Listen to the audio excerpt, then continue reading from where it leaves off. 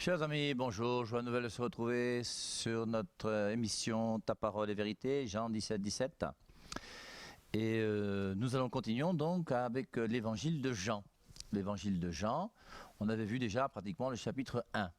Et dans ce chapitre 1, on avait vu donc d'abord le prologue, Jean chapitre 1, versets 1 à 18.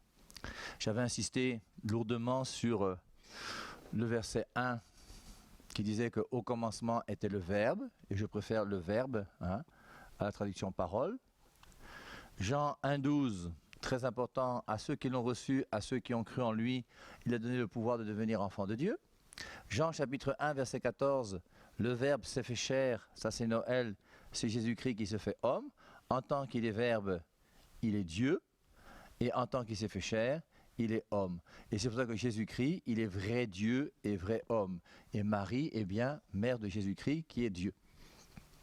Donc mère de Dieu. Jean 1, 18, personne n'a jamais vu Dieu. Dieu le Fils unique qui est dans le sein du Père, lui nous l'a révélé.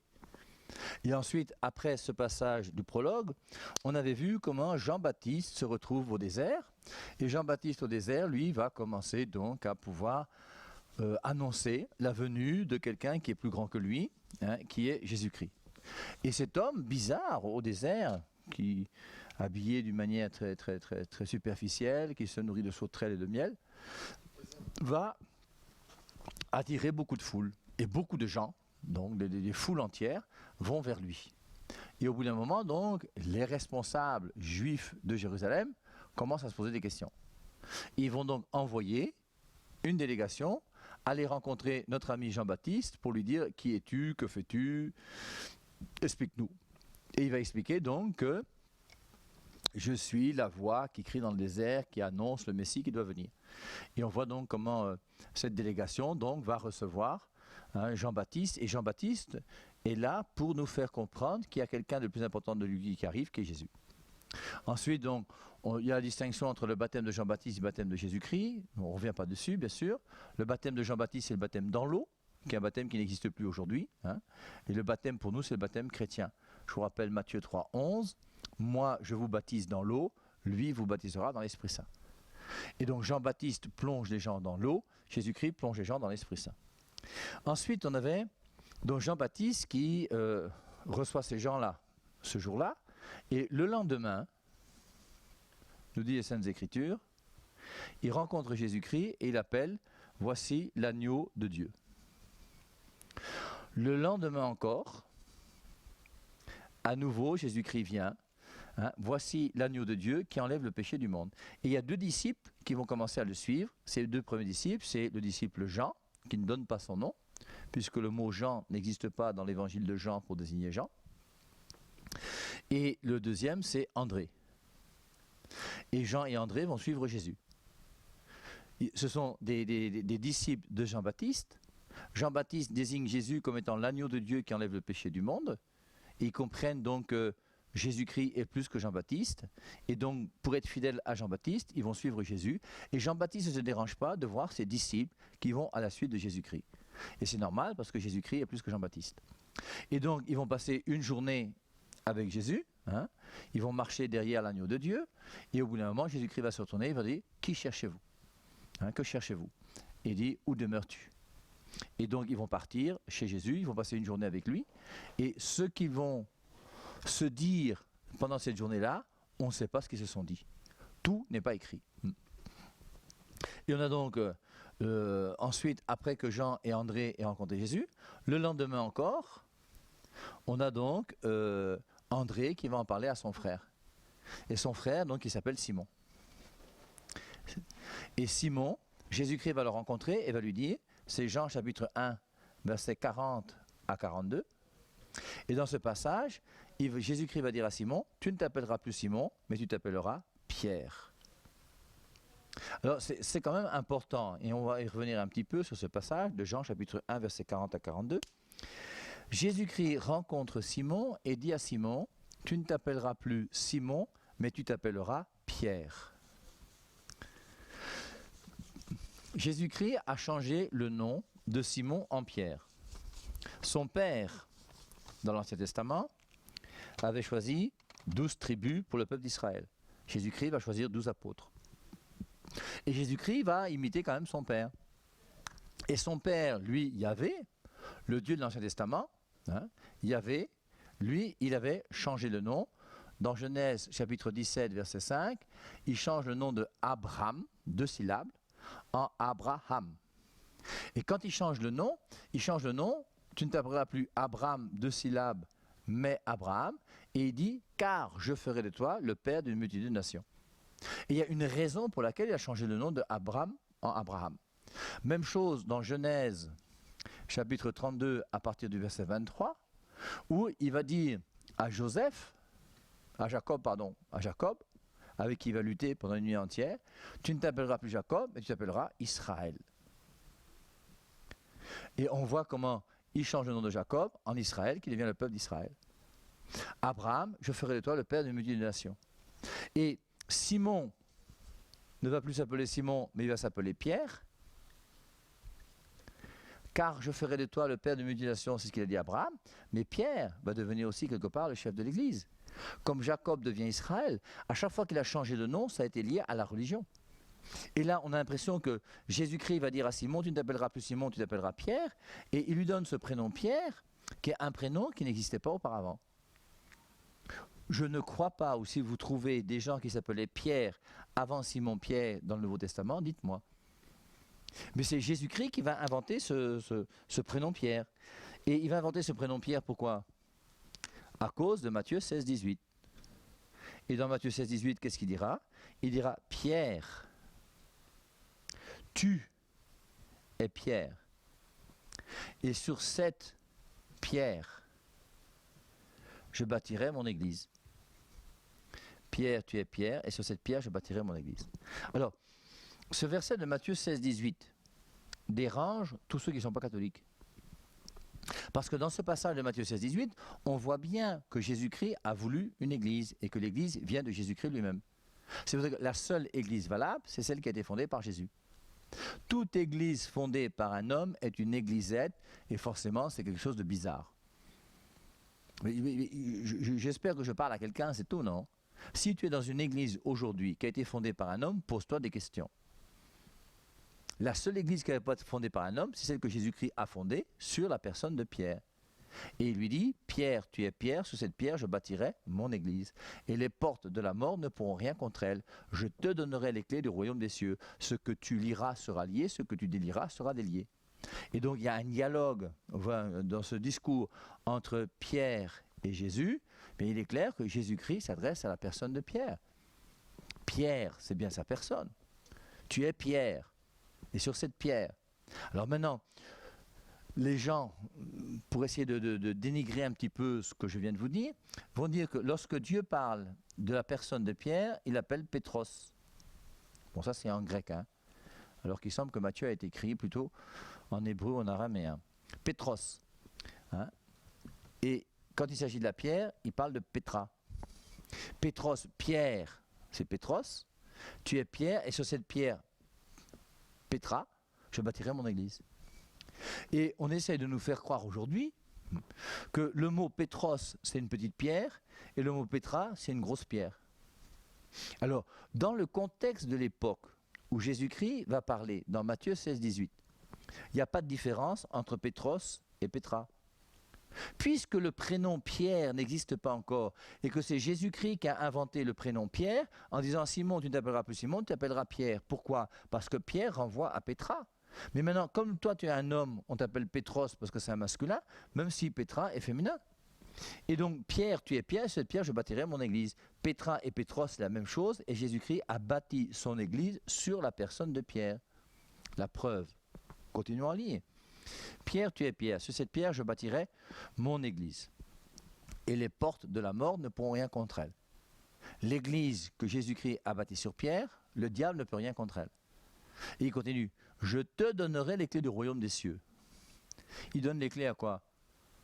À la masse rocheuse, à un caillou quelque part ? À Pierre.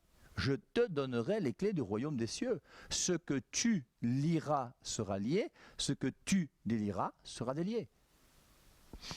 Pour mieux comprendre, si vous voulez, prenons Jean chapitre 10, verset 11. Et dans Jean chapitre 10, verset 11, il est dit, « Je suis le bon berger. C'est Jésus-Christ qui dit. Je connais mes brebis me connaissent. Le bon berger, c'est qui? Le bon berger, c'est moi, Jésus.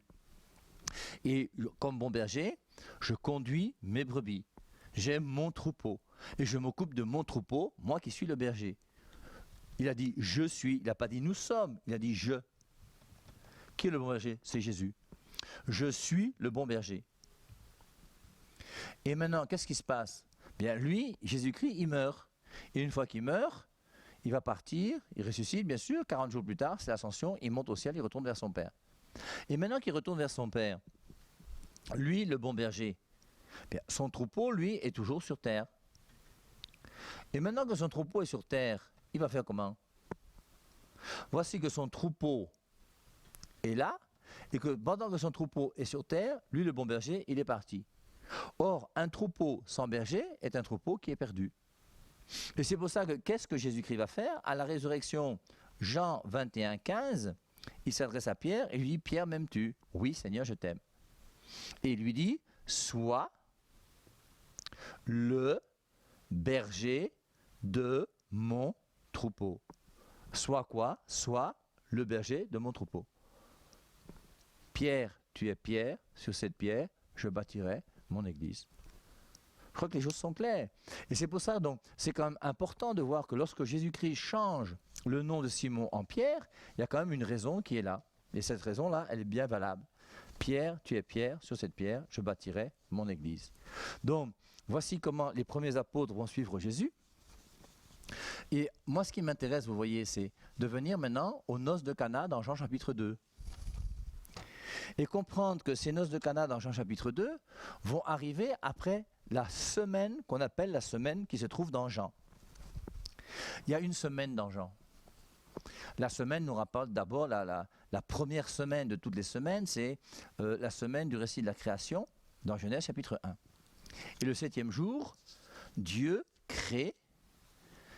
Le 7e jour, il se repose parce que la création est finie et il dit à l'homme, tu sanctifieras ce jour-là. L'homme a été créé le 6e jour pour qu'il parvienne au 7e jour. Le bonheur de l'homme, c'est d'être uni à Dieu. Et quand l'homme est uni à Dieu, c'est ce jour de repos dans cette relation que doit être vécue entre l'homme et Dieu. Et dans l'évangile de Jean, alors voici le témoignage de Jean, et ensuite on nous dit, le lendemain, donc il y a le témoignage de Jean, ensuite le lendemain, il vit Jésus venir à lui, voici l'agneau de Dieu qui ôte le péché du monde.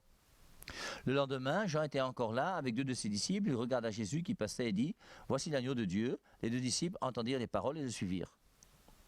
Le lendemain, il voulut se rendre en Galilée, il se trouva Philippe, Jésus lui dit, suis-moi. Philippe était de Bethsaïde, la ville d'André et de Pierre. Ensuite, nous sommes dans Jean 2, 3 jours plus tard. 1, 2, 3, ça fait 7 jours. Donc il y a Jean-Baptiste, il y a le lendemain, et 3 jours plus tard. C'est pas pour rien que les noces de Cana arrivent le 7e jour. De la semaine de Jean, hein, relisez. Et si Jean a dit le lendemain, et 3 jours plus tard, c'est bien qu'il y a une relation. Et la relation, c'est laquelle? C'est que Jean veut nous faire comprendre que ces noces de Cana sont un moment clé. C'est le moment du véritable repos. Et le véritable repos le 7e jour, ce sont les noces. Dans l'Apocalypse, on verra les noces de l'agneau. Je le piffe mal, il me yamo. Et quelque part, il y a des noces que nous devons vivre avec Dieu. Le Verbe s'est fait chair. Lui qui est Dieu, près de Dieu, né de Dieu depuis toujours, il vient sur terre. Il vient sur terre pourquoi? Pour les noces. Alors les noces, c'est premièrement les noces entre un homme et une femme, dont d'ailleurs on ne nous donne pas le nom. On ne dit pas qui c'est. Et donc on a un homme et une femme qui vont se marier et Jésus-Christ sera là présent. Et Jésus-Christ va multiplier 600 litres d'eau en vin, hein, et il va essayer de faire son premier miracle pour que les noces soient des noces qui soient agréables. Et maintenant, ces véritables noces pour nous, je crois qu'on ne peut pas lire Jean chapitre 2, les noces de Cana, sans faire allusion à Éphésiens. Éphésiens chapitre 5, où il est dit, Marie, aimez chacun votre femme, comme le Christ a aimé l'Église et s'est livré pour elle, afin de la sanctifier après l'avoir purifiée par l'eau et la parole, pour faire paraître devant lui cette Église glorieuse, sans tache, ni ride, ni rien de semblable, mais sainte et sans défaut. De même, les maris doivent aimer leur femme comme leur propre corps. Celui qui aime sa femme s'aime lui-même. Jamais personne, en effet, n'a haï sa propre chair, mais il la nourrit et en prend soin, comme le Christ le fait pour l'Église, parce que nous sommes membres de son corps. Verset 31. C'est pourquoi l'homme quittera son père et sa mère pour s'attacher à sa femme, et les deux deviendront une seule chair. Alors je reprends. Éphésiens 5, 31. Qui reprend Genèse chapitre 2 verset 24. C'est pourquoi l'homme quittera son père et sa mère pour s'attacher à sa femme, et les deux deviendront une seule chair. Verset 32. Ce mystère est grand, je dis cela par rapport à Christ et à l'Église. Et le grand mystère de l'homme qui quitte son père, c'est Jésus-Christ, qui quitte son père pour venir sur terre et qui va épouser l'Église que nous sommes. Les véritables épousailles, ce n'est pas l'épousaille entre un homme et une femme. Le véritable épousaille, c'est l'épousaille entre Dieu et nous. Le plus grand amour de ta vie, ce n'est pas l'amour pour un homme ou pour une femme. Vous les hommes, aucune femme ne pourra vous épanouir pleinement et totalement. Vous les femmes, aucun homme ne pourra vous épanouir pleinement et totalement. Le seul qui peut épanouir le cœur d'un homme ou d'une femme, c'est Jésus. Et c'est parce que j'ai compris ça que moi je suis devenu religieux. L'amour par excellence, c'est Dieu. Et il n'y a pas un amour plus grand pour nous que cette relation amoureuse que Dieu veut vivre avec nous. Alors aux noces de Cana, il va célébrer l'amour entre un homme et une femme, mais l'amour entre un homme et une femme est pâle, il est faible par rapport au véritable amour. Ce mystère est grand, je dis cela par rapport à Christ et à l'Église. Et le grand mystère de l'amour, c'est le Christ qui épouse son Église. Et son Église, c'est qui? C'est moi. C'est pour ça que je suis l'épouse de Jésus-Christ. Et quand on me demande mon nom aujourd'hui, je dis que je m'appelle Madame Jésus. Je le piffe mal, il me yamo. Et c'est ça les noces de Cana. Alors lisons maintenant ces noces de Cana, non? Parce que bon, il y a beaucoup de commentaires sur les noces de Cana qui sont plus ou moins valables d'ailleurs. 3 jours après, il y eut des noces à Cana en Galilée. La mère de Jésus était là. Donc la première personne qui est là, c'est Marie. Jésus fut aussi invité aux noces ainsi que ses disciples. Jésus fut aussi invité. Première invitée, c'est Marie. Et comme Jésus-Christ est le fils de Marie, Jésus-Christ est aussi invité. Comme le vin venait à manquer, la mère de Jésus lui dit, « Ils n'ont pas de vin. » Jésus lui dit, « Femme, qu'y a-t-il entre toi et moi? Mon heure n'est pas encore venue. » Sa mère dit au serviteur, « Faites tout ce qu'il vous dira. » Il y avait là 6 jarres de pierre destinées aux purifications des Juifs et contenant chacune 2 ou 3 mesures. Jésus leur dit, « Remplissez d'eau ces jarres, et ils les remplirent jusqu'en haut. Puisez maintenant, leur dit-il, et portez-en à l'organisateur du repas. » Et ils lui en portèrent. L'organisateur du repas goûta l'eau changée en vin. Il ne savait pas d'où venait ce vin, tandis que les serviteurs qui avaient puisé l'eau le savaient. Il appela l'époux et lui dit, « Tout homme sert d'abord le bon vin, puis le moins bon, après qu'on s'est enivré. Toi, tu as gardé le bon vin jusqu'à présent. » Tel fut à Cana en Galilée le commencement des miracles que fit Jésus. Il manifesta sa gloire et ses disciples crurent en lui. Après cela, il descendit à Capharnaüm avec sa mère, ses frères et ses disciples, et ils n'y demeurèrent que peu de jours. Alors, première des choses, par rapport à ce texte des noces de Cana, vous voyez, il faut comprendre que Jésus-Christ a bien réalisé ce que sa mère lui a demandé. Avant de vouloir entrer dans le texte pour essayer de montrer qu'il y a un problème entre Jésus et Marie, ce que personnellement je ne crois pas. Et ceux qui veulent toujours mettre des problèmes entre Jésus et Marie, je ne sais pas d'où ils viennent, je ne sais pas ce qu'ils font, je ne sais pas. Il n'y a pas de problème entre Marie et Jésus. Mais c'est ces gens-là aussi qui après vont vous dire que les catholiques adorent la Vierge Marie. Il n'y a pas d'adoration de la Vierge Marie chez nous les catholiques. Et la Vierge Marie, c'est une femme qui pour nous est disciple de Jésus-Christ, amie de Jésus-Christ, quelqu'un qui fait la volonté de Dieu et qui pour nous est un modèle. Et en plus, elle est la mère de Jésus. Et dans ce passage, comme le vin venait à manquer, la mère de Jésus lui dit, « Ils n'ont pas de vin. » Jusque-là, je crois qu'il n'y a aucun problème. Et quand Marie dit à Jésus, « Ils n'ont pas de vin », c'est bien pour que Jésus-Christ fasse quelque chose. Jésus lui dit, « Femme, qu'y a-t-il entre toi et moi? Mon heure n'est pas encore venue. » Alors les gens, parce qu'ils ont du mal à comprendre le dialogue qu'il y a eu entre Marie et Jésus, vont commencer à utiliser cette phrase pour montrer que Jésus-Christ dénigre sa mère. Jésus-Christ n'a jamais dénigré sa mère. Et c'est pas parce qu'il l'appelle femme que ça veut dire qu'il ne la respecte pas. La preuve, c'est que Jésus-Christ a utilisé 7 fois le mot femme dans les 4 évangiles. Comme par hasard, 7, le chiffre 7. C'est pour ça que j'aime beaucoup ce chiffre-là. Et Jésus-Christ va dire 7 fois femme, dont 2 fois à Marie. À Marie, il va dire ça ici dans Jean chapitre 2, au début de la vie apostolique. Et il va rappeler Marie encore femme à la croix dans Jean 19, 27. Femme, voici ton fils. Et quand Jésus-Christ appelle Marie femme, sa mère femme, c'est pas pour la dénigrer. Ça fait partie même des coutumes de l'époque. Si vous voulez, on peut retrouver dans Jean chapitre 4, Jésus-Christ va discuter avec la Samaritaine. Et dans Jean chapitre 4, verset 21, il dit « Femme, lui dit Jésus, crois-moi, l'heure vient où ce ne sera ni sur cette montagne ni à Jérusalem que vous adorerez le Père. » Même chose dans Jean chapitre 8, la Samaritaine. Et avec la Samaritaine, Jean chapitre 8, verset 10, alors Jésus se redressa et lui dit « Femme, où sont tes accusateurs ?» Et Jésus-Christ a utilisé le mot femme plusieurs fois. Et en plus, je pense que nous, si on veut être honnête, en utilisant le mot femme aux noces de Cana et à la croix, c'est pourquoi? C'est parce que Jésus-Christ veut montrer que Marie est la nouvelle femme. La première femme, c'est Ève. Et Ève, c'est la mère de tous les vivants. Et Ève, qu'est-ce qu'elle a fait? C'est la femme qui a conduit Adam au péché et qui a conduit l'humanité entière dans le péché originel. Et Marie, elle, c'est cette femme avec qui tout est repris. Et Jésus-Christ veut que Marie l'accompagne dans sa vie apostolique.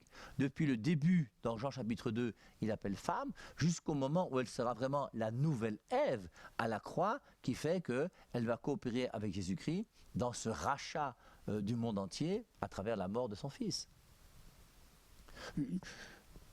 Ils n'ont pas de vin. Jésus dit, femme, qu'y a-t-il entre toi et moi? Mon heure n'est pas encore venue.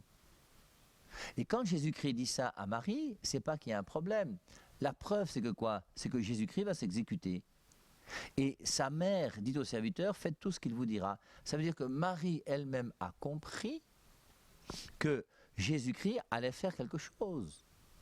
Et même si nous, on a des difficultés avec femme, qu'y a-t-il entre toi et moi, mon heure n'est pas encore venue, eh bien, Marie, elle, malgré cela, a compris que Jésus-Christ va faire le miracle. Et le rôle de Marie, c'est très joli, parce que c'est ça le rôle de Marie. Faites tout ce qu'il vous dira. Et Marie redit ça à chacun d'entre nous. Nous qui avons accepté Marie comme notre mère. Je vous rappelle, Jean 19, 27, à la croix, femme, voici ton fils, fils, voici ta mère. À partir de cette heure-là, le disciple a pris chez lui. Et Jean va prendre Marie dans sa maison. Si tu veux être apôtre de Jean, si tu veux être disciple comme Jean, si tu veux être disciple fidèle jusqu'à la croix, tu peux aussi, toi, comme Jean, prendre Marie dans ta maison.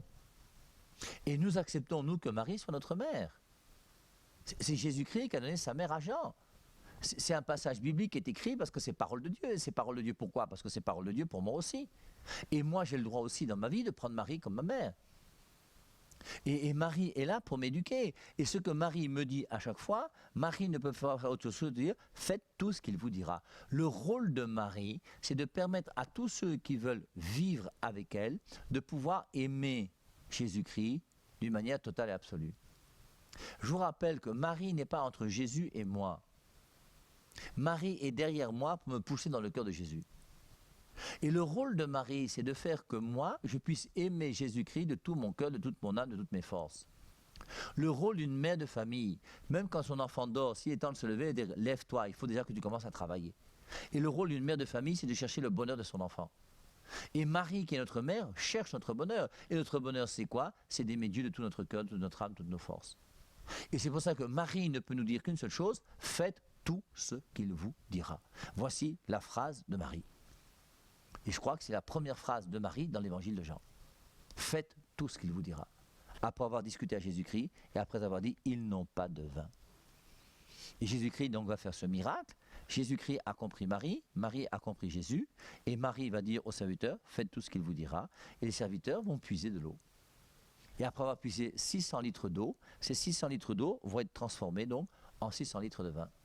Et le vin que Jésus-Christ va faire est un vin qui va être très bon, puisque tout homme sert d'abord le bon vin, puis le moins bon, quand on s'est enivré. Toi, tu as gardé le bon vin jusqu'à présent. Maintenant, vous voyez, il faudrait qu'on puisse approfondir ce passage de Jean 2. 3 jours après, 3 jours, pour nous, je vous rappelle, c'est la résurrection. Dès qu'il s'agit de 3 jours, on pense toujours à la résurrection. Et la résurrection, c'est la victoire de Jésus-Christ. Et la victoire de Jésus-Christ, c'est la victoire forcément toujours sur l'amour. Et c'est pour ça que dans ces noces de Cana, nous devons voir 3 jours, la résurrection. Mon heure n'est pas encore venue, c'est la croix.